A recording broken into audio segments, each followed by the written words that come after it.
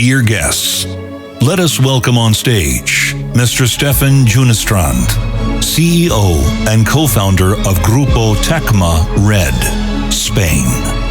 Mr. Stefan Junestrand. My name is Stefan Junestrand. I hold a Ph.D. in architecture, and I dedicated all my professional career into integrating technology into the built environment. So let me share with you my vision how to apply blockchain into smart cities. The fact is that today 50% of the world's population lives in cities, and in year 2050 there will be 60%. But also it's true that in Europe there are countries where 80% live in cities. And there are huge challenges for the cities. They have to improve the efficiency in operations, increase transparency. They have to fight corruption. They have to handle the healthcare for an increasing population of older people. We have to reach the sustainability goals. And we have to develop a more democratic citizenship, among other things.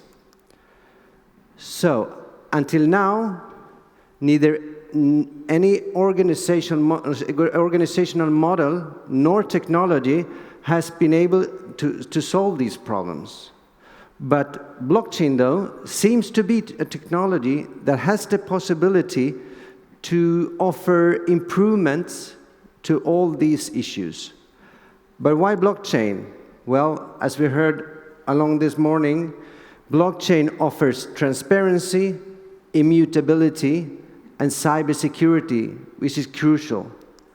But also, it's important to know that blockchain, although we speak a lot about the economy, in blockchain we move tokens. So tokens, that they're sort of values that can represent economic values, physical assets, services, rights, for example, voting rights. And the important thing is that these tokens are not like money, because they can be programmed and give properties for conditional use, for when, how, by whom, and in which circumstances they can be used. And together with the smart contracts that we've spoken about this morning, that is a functionality of blockchain that allows programming contracts that are self-executing and that actually brings and takes away the middleman, we can get rid of those and be much more efficient. And as we've seen during the last years, blockchain has radically changed the financial sector, and now it's also changing many parts of the traditional industries. And the clue with blockchain, and the most interesting thing from the smart cities perspective, is that it's most useful where there is low trust, when there is value for decentralized information, where we need cybersecurity, transparency, automated transactions, and data analytics. In that context, it's easy to understand that blockchain could be very valuable for smart cities. But then, how can we apply blockchain for smart cities? Well, the governance in smart cities is carried out in 4 ways: democratic processes, state bureaucracy, public services, and regulation. We will not look at each one of these in depth. Democratic processes.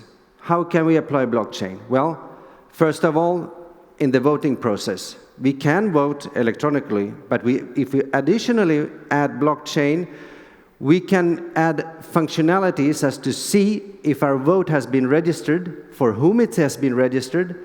We can vote for different aspects in different areas. We can rank alternatives, and we can vote, for example, conditionally. If this person gets 15%, I want to give him my vote. If he gets less, my vote goes to that person. And we can even, if there are 5 parties, say, I like 2 parties. I give 60% of my vote to one and 40% to another. Smart participation is crucial to engage with the citizens today, which is getting more and more difficult. So many people, especially young people, feel that they're not connected to the governments and the cities, and they don't form part of the decision-making. So we need to improve those platforms. One is the smart participation.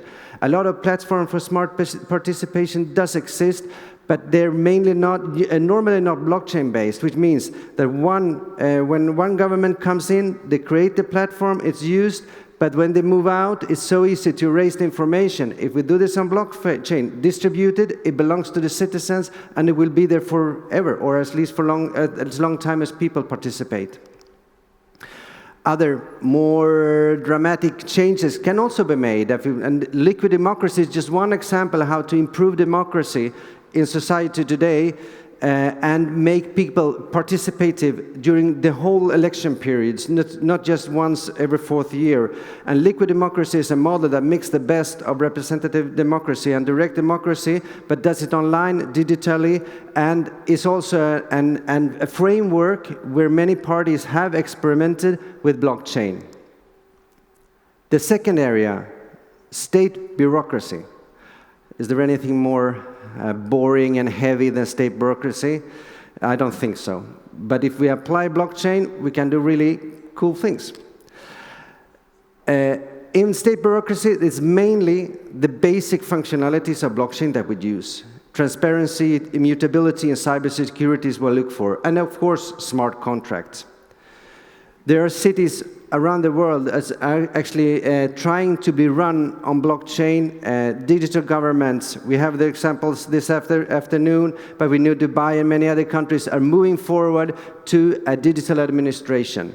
And the more they can put on blockchain, the more transparent they will be, and the more people will be able to trust in their governments. Identity is another issue that is huge. We heard it from this morning, many of these problems and the solutions. But we really need to solve the problem with identities. People move around the world. The refugees come to Europe or to other places without a personal ID. The IDs belong to the nations and not to the persons. I think really we need to work, and there are really good solutions, like examples from the United Nations and other private initiatives, also private initiatives where they try to give back the identity to the person and based upon blockchain, which means that it can't be erased. Taxes, crucial for the economy of the cities and the nations. Taxes, there are many experimentation with and tryouts and actual projects with collecting taxes or registered taxes, if they're paid, if they're not paid, when they're paid, and by whom they're paid around the world. It's a magnificent platform to apply blockchain. Accounting, the same. In some cities, there are trust. David has spoke this morning when I had a call with him like half a year ago, and I had written an article. He said, I've written that there's a problem with trust in the public government. He said, there's no problem. There's no problem with trust in public government. I said, come on. No, here in Sweden, of course, okay, I live in Spain, so it's different. So the trust we have to establish, we have to make this transparent and let people actually see what is done, and make sure there's no manipulation of the data. Digital currencies will form probably very, very soon a part of the public economy. Cities, nations will issue their own tokens, will issue their own economies, and handle things yet in a way we don't know exactly how it works, but we have to try it out, and if it's support from the European Union, for example, much better. Land and title registry. This is the same thing. David said, there's no problem with land registry. Sweden, we haven't been in war for 300 years. No, but there are other places in the world where it's continuously war. The registers are still on paper. If there is a war, they can burn up. The computers are centralized with information. They can be erased. So the property registration is exactly one of the most valuable assets that we have in life. And we need to make sure that even there is a war, there's a revolution in our countries, the properties still will belong to us, and that we can prove that. Environment. The environmental issues are discussed so much, and they're so important. But the environmental issue also an issue of manipulation. Some governments and some cities, they publish some data, and some data is transparent and open data, but other is not. I personally believe that this is one of the most magnificent starting points for blockchain is to register, for example, climate data, register the air quality, water quality, and so on. So it's a good starter, a low-hanging fruit, and a big win and quick wins for this kind of application when we look for solutions for blockchain within smart cities. Registration of titles and education, so important.